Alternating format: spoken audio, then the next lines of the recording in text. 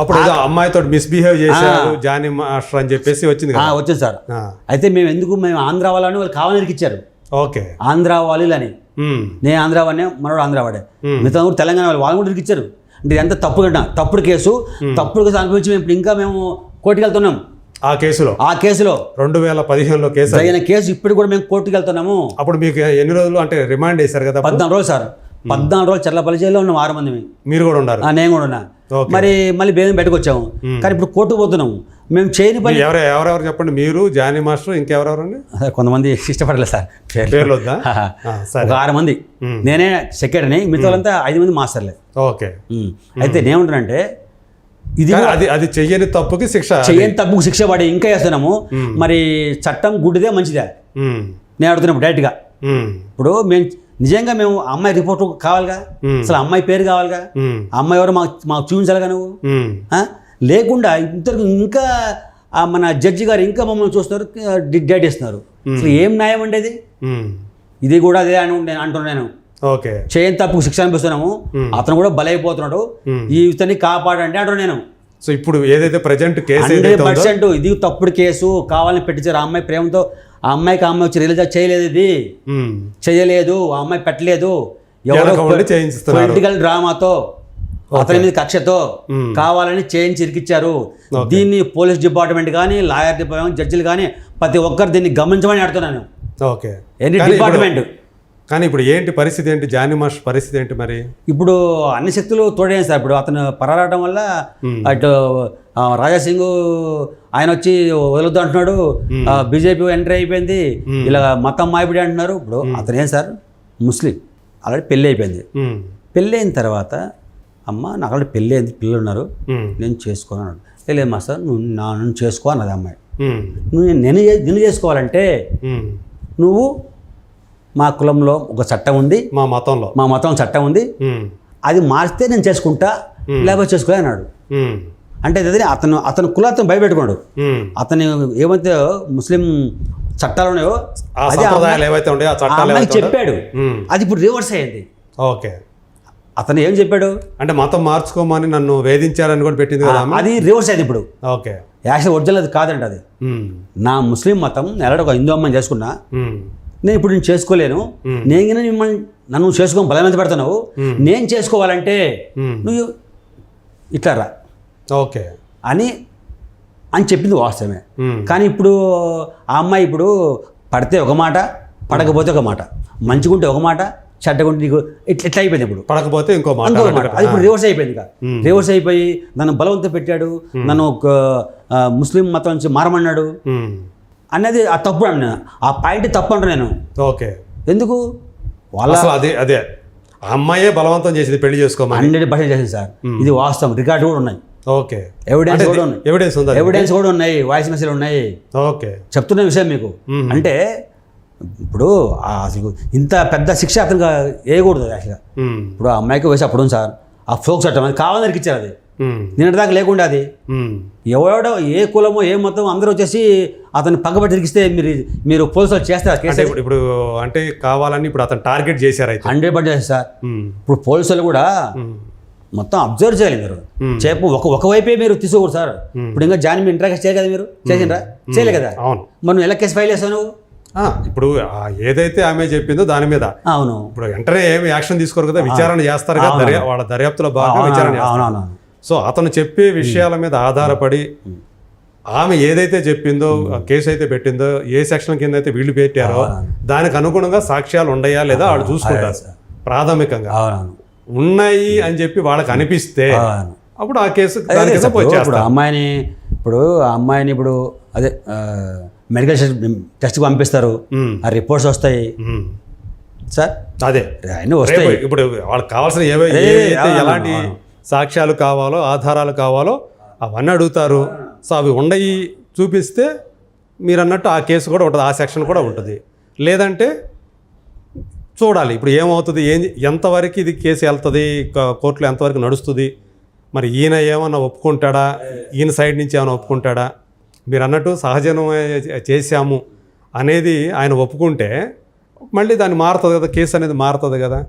కానీ ఇప్పుడు ఆ అమ్మాయి ఎవరో ఎక్కిచ్చి పెట్టిస్తే ఆ అమ్మాయి వాళ్ళు వాంగి ఉంచేసింది. ఇప్పుడు పోలీసులు ఏం కాదు రికార్డ్ చేస్తే వాళ్ళు దాన్నే ప్రకటించుకుంటారు. మళ్ళీ ఇప్పుడు మనసు మారి ఇట్లా అంటే వాళ్ళు ఒప్పుకోరు సార్. అదే ఒకసారి ఫైల్ ఎంటర్ అయితే ఎఫ్ఐఆర్ చేస్తే వాళ్ళు ఒప్పుకోరు కదా. అదే ఇప్పుడు ఈ విచారణ చేసిన తర్వాత ఏ సెక్షన్ల కింద మళ్ళీ ఇంకా పెట్టాలి, అదనంగా ఏమైనా వస్తాయా లేకపోతే ఇంకా, ఎందుకంటే కోర్టు సబ్మిట్ చేయలేదు కదా. ఇదే లాస్ట్ కేసు పెట్టారు, అంతకనే సినిమాలే. కానీ అయితే సార్ ఇప్పుడు వాళ్ళ మిస్సెస్ ఉంది సార్. ఆ మిస్సెస్ కొన్ని ఛానల్లో తప్పుగా చేస్తారు. ఆ అమ్మాయే ఈమె కూడా బలవంతం చేసిందని చెప్తున్నారు. ఏ భార్య ఏ పిల్ల, ఆ అమ్మాయి కొరియోగ్రాఫర్, ఆ అమ్మాయి నీకంటే సీనియర్ డాన్సర్, ఆ అమ్మాయి కూడా 20 years ఎక్స్పీరియన్స్ ఉన్న డాన్సర్. అమ్మాయి ఎవరు అలా చేస్తా, ఏ పిల్లమైనా చేయదండి అట్లా, ఏ వైఫ్ అలా చేయదు. ఇది ఇంత మిస్గైడ్ చేస్తున్నారు. అంటే కొంతమంది పగబట్టి కావాలని వీళ్ళంతా తప్పుడు చేస్తారు. భార్యాభర్తలు ఇద్దరు కలిసి హెరాస్ చేశారు. ఈ జానీ మాస్టర్ని అమ్మాయి అసిస్టెంట్ పెళ్ళేసుకుంటాను బలవంతం ఆమెకే ఫోన్ వచ్చింది, నేను మీ మాస్టర్ని జానీ మాస్టర్ని వదలను పెళ్ళేసుకుంటాను ఆమెకే ఛాలెంజ్ చేసింది. అప్పుడు అమ్మాయి కొట్టింది. అరే మరి అప్పుడు ఆమె కొట్టదు కదా. మరి అమ్మాయి ఇట్లా ఏమైనా అంటే రూమ్లోకి రా అంటే అమ్మాయి అలా చేయదు కదా సార్. సుమలత గారు చేస్తున్నారు మరి ఎందుకు? అరే ఆయన మొగుడు కదా, ఆయన మొగుడు కదా, పెళ్లి చేసుకుంటావా, నువ్వు ఎట్లా ఫోన్ చేసి పెడతావు? అది తప్పు కదా సార్ అది. అవును, అంటే నీకు అంత ఖర్చు ఉన్నప్పుడు ఇన్ని ఉన్నాయి, అప్పుడే నువ్వు కేసు పెట్టచ్చుగా, మరి చేయొచ్చుగా. మరి ఇప్పుడే ఎందుకు పెట్టావు ఇన్ని సంవత్సరాలకి? అదే ఇన్ని సంవత్సరాలు మాస్టర్ని వాడుకున్నావు, మాస్టర్ నిన్ను వాడుకోలేదు, నువ్వే మాస్టర్ని వాడుకున్నావు. కొన్ని అంటున్నా ఓకే, ఆయనకేముంది సార్, మస్తు మంది అమ్మాయిలు వస్తారు, అరే డబ్బు ఉంది, పేరుంది, హైట్ ఉంది, ముంబై అమ్మాయిలు ఫారెన్ గర్ల్స్ ఉన్నారు అనుకుంటారు రఫ్గా. ఎంతమంది చేయట్లేదంటే ఇండస్ట్రీలో. అంటే మామూలుగా ఇది జరుగుతుంటాయి ఇలాంటి వ్యవహారాలు. మీరు డ్యాన్స్ మాస్టర్స్ అని సార్ ఈ ఇండస్ట్రీలో తెలుసుగా మీకు, సినిమా అంటే దానికి ఏదో ఉంది కదా, అది దాని ఇప్పుడు మ్యాగ్జిన్ మిగతా వాళ్ళు కాదు, మామూలుగా డ్యాన్స్ ఏమైనా మీకు కంప్లైంట్లు వస్తుంటాయా? వస్తుంటాయి సార్, వస్తుంటాయి సార్. ఇప్పుడు ఇక్కడ నిప్పు లేదు పొగడన్నట్టుగా వాళ్ళ తప్పు కూడా ఉంది సార్. వాళ్ళు ఇష్టపడే కదా, వాళ్ళు ఇష్టపడి ఇప్పుడు నీ వర్క్ కోసం నువ్వు వచ్చావండి, నువ్వు బతకడం కోసం వచ్చావు, నీకు ఎవడో ఒక సెలరీ ఇవ్వాలి కదా సార్. హైదరాబాద్ ఎట్టో దారి తప్ప వస్తావు, చాలా మంది సంథింగ్ ఏదో మిస్టేక్ అయ్యో ఏదో ప్రాబ్లం వస్తారు, వచ్చిన ఎక్కడ ఎవరొకరు సినిమా ఫీల్డ్ పిచ్చి వస్తారు చాలా మంది సార్ వస్తారు. ఆ టైంలో ఎవడు దొరికితే వాడిని లాక్కపోతాడు. ఆ జూనియర్ ఆర్టిస్టా, డాన్సరా, ఆ కంపెనీ ఆర్టిస్టా. ఓకే, ఇప్పుడు ఒక అమ్మాయి ఎవడొకడు ఉంటాడు కదా సార్, అమ్మాయి కోసం అంటే, అమ్మాయి కోసం అంటే ఎవరో కలుస్తారు కదా, పలానా మనుషులు మన మనిషి ఉన్నాడు నువ్వు వెళ్ళమ్మా అంటారు కదా సార్. అవును, అప్పుడు వాడు ఎలాంటి వాడు తెలుసు కదా.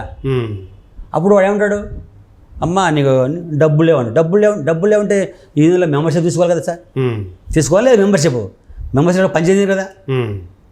మళ్ళీ వాడేమంటాడు, అమ్మ ఇది ఎంత ఇండస్ట్రీలో నీకు పని కావాలి, నువ్వు క్లిక్ కావాలి, నువ్వు హీరోని అవ్వాలి, నువ్వు డాన్స్ అవ్వాలి, ఆర్టిస్ట్ అవ్వాలి ఉంటే ఇలాంటి కామన్ అమ్మ కూడా నీకు ఇష్టమేనా అంటాడు, డైరెక్ట్ అంటాడు. అంటే ఇలా అంటే పరిస్థితిని తీసుకుంటా ఉంటారు కంపల్సరీ సార్. ఈ సినిమా ఇండస్ట్రీ అంటే ఇదే సార్. సినిమా ఇండస్ట్రీ అంటేనే ఎవరు అంటే ఇప్పుడు అడ్వాంటేజ్ వాళ్ళు తీసుకుంటా ఉంటారు. ఆర్థిక పరిస్థితిని బట్టి ఉంటుంది సార్. ఇప్పుడు నువ్వు ఏం లేకుండా వచ్చావు, నీకు ప్లాట్ఫామ్ కావాలి సార్, నీకు రూమ్ కావాలి కదా, నీకు ఒక ఉపాధి కావాలి కదా, కావాలంటే నువ్వు డబ్బులు తెచ్చుకుంటారా, డబ్బులు తెచ్చుకుని ఉండాలా.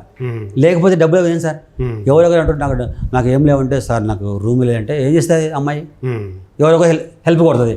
వాడు నీకు రూమ్ ఇచ్చి ఫుడ్ పెట్టినాక వాడు ఏం చేస్తాడు, వాడు ఫేవర్ అడుగుతాడు, కంపల్సరీ ఫేవర్ అడుగుతాడు. నీకు రూమ్ ఇచ్చి ఫుడ్ పెట్టి డబ్బులు ఇచ్చి ఆటో ఒక సినిమాలో క్యాక్ ఇప్పిస్తా అంటే ఆటోమేటిక్గా వాడు ఆశిస్తాడు దాన్ని. అవును, ఆ అమ్మాయి నిజంగా మంచి క్యారెక్టర్ అయితే నేను చేయను సార్ ఇలాంటివి అని వెళ్ళిపోవాలి అమ్మాయి. ఇంకా వేరే పని చూసుకోవాలి, వేరే జాబ్ చూసుకోవాలి. అలా చేసేవాళ్ళు కూడా ఉంటారు. ఉంటారు సార్, ఉంటారు. కానీ ఆ అమ్మాయి దారి తప్పు వచ్చింది అంటే, అమ్మాయి ఈ అమ్మాయి కాదు, అదే చాలా మంది అమ్మాయిలు సాధారణంగా జరిగే చెప్తారు సార్. దారి తప్పు వస్తారు, వాళ్ళకి షెల్టర్ కావాలి, అన్నీ కావాలి. హైదరాబాద్ తెలియదు, ఏదో వచ్చింది వాళ్ళ ఇంట్లో కొట్టాడు వాళ్ళకి వచ్చింటది. మరి ఆ అమ్మాయి కంపల్సరీ లొంగాలి ఇంకా, అంటే అమ్మాయి అవసరం అది. అదే కొంతమంది అలా నిజాయితీ పరులు అనుకో, ఓ ఇలా ఉంది అని అమ్మాయి అప్పుడే వాళ్ళని చెప్పుతా కొట్టి స్టేషన్లో కంప్లైంట్ ఇచ్చి అమ్మాయి వెళ్ళిపోతుంది. సో ఇప్పుడు యాక్చువల్గా జానీ మాస్టర్ విషయంలో కూడా ఎవరైతే బాధితురాలని చెప్తున్నారో ఆమె కూడా ఆ పని చేసి 100% చేసి ఉండాలి. నువ్వు ఇన్ని సంవత్సరాలు ఆగి నీకు ఇష్టం ఉండే అన్ని అనుభవించినవు, ఇప్పుడు తేడా వచ్చాక నువ్వు ఎట్లా కేసు పెడతావు? తప్పు కదా అది. అవును. అసలు ఇన్ని లక్షలు ఫస్ట్ జానీ మాస్తాను కదండి, ఉమ్. అసలు నువ్వు ప్రేరేపించావు. ఉమ్. ఇప్పుడు ఇనుము అయస్కాంతం సార్ పక్క టక్క అతుకుంటా కదా. ఉమ్. అరే అట్లా ఉన్నాయి అవకాశాలు ఉమ్. సో ఈయన కూడా కొంచెం అమ్మాయి అంటే మనసు పడినట్టుగా అని అనిపాడు సార్. ఇప్పుడు ఇద్దరు లేది అది కాదు కదా సార్. అది చప్పట్లు అంటే రెండు చేతులు మగవానికే శిక్ష పడుతుంది, మళ్ళీ తప్పు పడుతుంది మరి. అసలు సరే సార్, మీరు ఆ మాస్టర్ అడసమెంట్ వేస్తాడు సార్, డీలో ఉంది, డీలో కూడా అది మీడియా కదా సార్, అది వాళ్ళు చెప్పొచ్చు కదండి. శ్యామసార్ చెప్పొచ్చు కదండి, చెప్పొచ్చు కదా మీరు. ఎవరైనా పట్టుకుంటే అక్కడ కూడా ఓకే చెప్పొచ్చుగా, మీడియా కదా అది. సరే ఇక్కడ వచ్చినావు, ఇక్కడ పెట్టుకున్నారు, అక్కడ అది జరిగి ఉండకపోవచ్చు, ఉండకపోవచ్చు. సరే ఇక్కడ స్టేషన్ ఉంది, అసోసియేషన్ ఉంది, ఫిలిం ఛాంబర్ ఎన్నో ఉన్నాయి. నీకు నీకు ఇష్టం లేకపోతే ఈ మాస్టర్ కాకపోతే ఇంకో మాస్టర్ మస్తు మంది మాస్తున్నారు, 100 మంది మాస్తున్నారు. మళ్ళీ అక్కడికి నీకు హైట్ పర్సెంట్ డాన్స్ ఉంది, ఎవరన్నా తీసుకోండి మిమ్మల్ని, లేదా డాన్సర్ కాడు. పైగా డీలో కంటెస్టెంట్ గా ఉన్నారు మీరు, అసిస్టెంట్ ఎందుకు, డాన్సర్ కాడు. డాన్స్లో 20 మంది అమ్మాయిలు నువ్వు అందరూ కలిసిమెలిసి ఉంటారు కదా, పొద్దున పోతారు, పని చేస్తే వెళ్ళిపోతారు. అదే నీకు ఇష్టం లేదు ఇప్పుడు ఇట్లా ఉంది, నువ్వు డాన్సర్ అయిపో.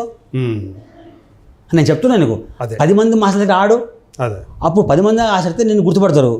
అప్పుడు ఈయన దగ్గర చేయకుండా ఆ మాస్టర్ అయిపోతావు. అదే మొత్తానికి మీరు చెప్పేదాని ప్రకారం ఈ కేసుకు సంబంధించి తప్పు ఒక్కరిది కాదు, ఇద్దరిది ఉందంటారు. తప్పు 100%. కాబట్టి జానీ ఒక్కరిని దీన్ని బ్లేమ్ చేయకూడదు అని అంటున్నా.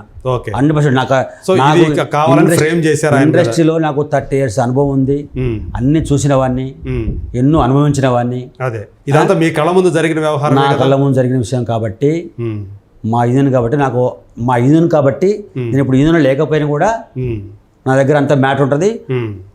జానీ మాస్టర్ మొన్న ప్రెసిడెంట్ అయ్యాడు, నేను కూడా సపోర్ట్ చేశాను, ఓటు పరంగా సపోర్ట్ చేశాను. మీరు ఇప్పుడు డాన్స్ చేయట్లేదు కదా మీరు? నేను ఇప్పుడు వేరే యూనియన్లో మెంబర్ ఉన్నా సార్, ఆర్టిస్ట్ యూనియన్లో, 24 యూనియన్లో ఒక వింగ్ అండి అది. దాంట్లో ఇప్పుడు జాయింట్ సెక్రటరీ సార్. అవునా? అంటే ఇప్పుడు ఇంకా వయసు అయిపోయింది కదా, డాన్స్ ఆడలేం కదా, ఎందుకని చెప్పి దాంట్లోకి వెళ్ళిపోయాను. అందుకని నాకు ఇప్పటికీ అన్ని సంబంధాలు ఉన్నాయి నాకు. మొత్తానికి ఫెడరేషన్లో ఉన్నారు మీరు కూడా? నేను ఫెడరేషన్లో ఏడా సార్, నేను ఫెడరేషన్లోనే జాయింట్ సెక్రటరీని ఎప్పుడు 15 years బ్యాక్. ఓకే. చంటి గారు ఉన్నప్పుడు, అంటే మీరు ఇప్పుడు భరదాస్ గారు ఉన్నప్పుడు, అప్పుడే ఫెడరేషన్లో నేను జాయింట్ సెక్రటరీ. ఫెడరేషన్లోనే మైనర్లో కూడా కాదు, ఏడు ఉంటే ఆడు ఉంటాం, అంతేగా. లింక్ అలాంటిదండి. అంటే నాకు అందరితో సంబంధాలు ఉన్నాయి, అందరు తెలిసి నాకు. కాకపోతే మనం ఇప్పుడు కొంచెం హెల్త్ బాగాలేక దూరం ఉన్నాము. కానీ ఇప్పుడు ఈ అన్యాయాన్ని మాత్రం సార్ నేను ఖండిస్తున్నా. ఇది అంటే జానీ మాస్టర్ జరుగుతున్న అన్యాయమే అండి, జానీ మాస్టర్ అన్యాయమే. ఇప్పుడు సార్ ప్రతి ఒక్కరికి కొన్ని ఉంటాయి మనసులో, అతను కోపిస్తే నేను చెప్తున్నా ఓపెన్గా. ఇప్పుడు అలా అని మనం ఒక వ్యక్తిని బలి తీయద్దు కదా సార్, నేను ఒక వ్యక్తిని బలి తీయద్దు అంటూ నేను. అతను లేడు, పారిపోయాడు, ఈలోపు అన్ని మీడియా హల్చల్ చేసింది, అతను ఇరికిచ్చింది. ఇప్పుడు మీడియా కూడా పాత్ర ఉంది సార్ ఇట్లా, అంతేగా మరి. అంటే ఏదైనా విషయం వచ్చినప్పుడు ఖచ్చితంగా మీడియా ఎంటర్ అవుతుంది కదా. అతను తప్పు ఉంది, అతను కూడా వచ్చి సరెండర్ అయిపోతే ఇంత ప్రాబ్లం వచ్చేది కాదు. లేట్ అయ్యే కొద్దీ దీన్ని మహిళ గురించి కదా, మహిళ అంటే ఇంత రచ్చరచ్చ అవటం భాగం ఆయనకు కూడా బాగుంది, ఆయన కూడా బాగుందండి. లేకుండా వెళ్ళిపోవడం అది తప్పండి వాస్తవంగా. లేకపోతే పోలీసులు ఆయన కోసం అంతా మీడియాలో రావటము, పెద్ద చేయటము, అన్ని సంఘాలు ఎంటర్ అవ్వటము, అతని మీద ఫోకస్ ఎక్కువ అయిపోయింది. ఇట్లా ఒకవేళ రాజకీయ పార్టీ కూడా ఎంటర్ అవటము, అది కూడా ఒక పాత్ర ఉందండి. ఏ రాజకీయ పార్టీ అంటారు? అది ఏదైనా కావచ్చు, ఇంకా ఏ పార్టీ. ఇప్పుడు మనకి ఏముంది, జనసేన ఉన్నాడు, సో జనసేనకు వ్యతిరేకంగా ఉన్న పార్టీ అంటారు. వ్యతిరేకంగా ఇప్పుడు వైసీపీ పార్టీ ఉంటుంది అనుకుందాం రఫ్గా. అంటే వాళ్ళు ఎవరు ఎంటర్ అయిపోయి కూడా ఎవరొకరు ఉంటారు సార్ అభిమానులు. అదే ఇప్పుడు వైసీపీ సాంగతి ఉంటారు కదా సార్, వాళ్ళు సపోర్ట్ బ్యాక్గ్రౌండ్ ఉంటుంది. ఇప్పుడు నువ్వు నాకు గతంలో తిట్టావు, హల్చల్ చేసావు, మరి సమయం వచ్చింది, వాళ్ళు ఊరుకోదు కదా సార్. ప్రేమలోకి రాకపోయి కూడా బ్యాక్గ్రౌండ్లో చేస్తారు 100%. Okay okay. మరి ఇప్పుడు ఎవరో ఒక డైరెక్టర్, ఒక హీరో, వాళ్ళు కూడా బ్యాక్గ్రౌండే కదా మరి, అది కూడా బ్యాక్గ్రౌండే కదా సార్. మరి ఇప్పుడు అమ్మాయి వచ్చి స్టేషన్లో హల్చల్ చేసి మీడియా ముందు చెప్పలేదు, అమ్మాయి చెప్పిద్దా? మరి ఏం చెప్పలేదు మరి. సో నేను సార్ నేను ఒక అమ్మాయిని మళ్ళీ నిజంగా వాళ్ళ ఫ్యామిలీ మొత్తం వస్తారు, రేపు ఏదైనా అయితే ఫ్యామిలీ మొత్తం వస్తారు కదా సార్. అవును. వాళ్ళ సంఘాలు వస్తాయి లేదా, వాళ్ళందరూ వస్తారు లేదా. మళ్ళీ అమ్మాయికి ఎవరు వచ్చారండి, ఎవరు వచ్చారు చెప్పండి. అదే అదే కాకపోతే అది అనుకోకుండా సంఘటన వాడిని ఇరికిచ్చారు. జానీ మాస్టర్ని ఇరికిచ్చారు, అది వాస్తవంగా ఇరికిచ్చి అతను బలిభం చేశారు.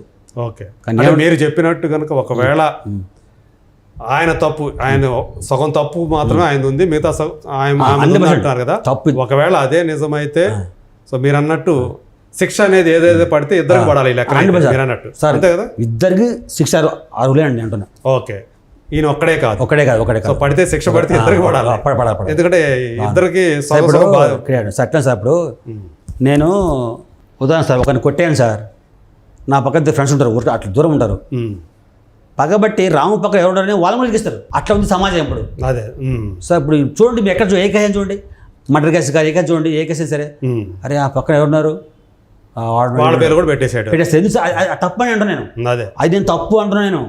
మళ్ళీ చట్టం ఏం చేస్తుంది మరి? నేను కదా నిజాలు తెలుసుకోవాలంటున్నాను. నేను కొడితే వాళ్ళు ఎందుకు ఇస్తారు మీరు? ఈ కేసు కదా సార్, మామూలుగా ఫ్యామిలీ భార్యాభర్త ఇడిపోయి ఆ అమ్మాయి మొగుడు మీద కేసు పెట్టినా కూడా వాళ్ళ అమ్మ నాన్న కూతురు అందరం పెడుతున్నారు కేసులు. అవును, మరి అంటే నా ఇంటెన్షన్ ఏంటంటే అలా పెడితే అతని కూడా బాధ్యుడు, మొగుడే బాధ్యుడు, అతను శిక్షించు.